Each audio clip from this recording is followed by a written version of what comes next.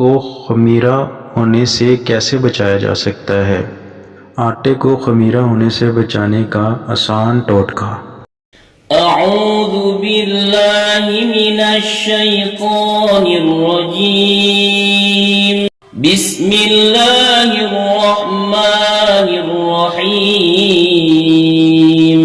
Video پر جانے سے پہلے ہماری ویڈیو کو لائک کریں اور بیل آئیکن پر کلک کریں تاکہ ہماری آنے والی ہر نئی ویڈیو آپ تک پہنچتی رہے۔ شکریہ۔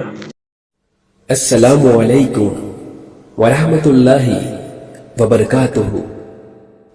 آپ پر سلامتی ہو اور اللہ کی طرف سے رحمتیں اور اس کی برکتیں نازل ہوں۔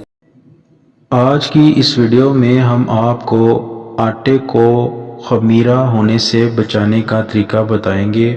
اس کے لیے ایک آسان سا ٹوٹکا ہے۔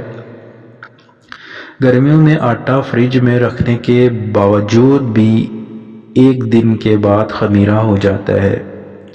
اگر آپ چاہتی ہیں کہ آٹا خمیرہ نہ ہو تو گوندے ہوئے آٹے کو اس کے برتن میں ڈالنے کے بعد اس پر ہلکی سی تیل کی تہ لگا دیں تو آٹا خمیرہ نہیں ہوگا، کیوں نہ خمیر پیدا کرنے والے بیکٹیریا چکنائی کی تہ کی وجہ سے آٹے کے مسام میں داخل نہیں ہو سکتے اور آٹا خمیرہ ہونے سے بچ جاتا ہے۔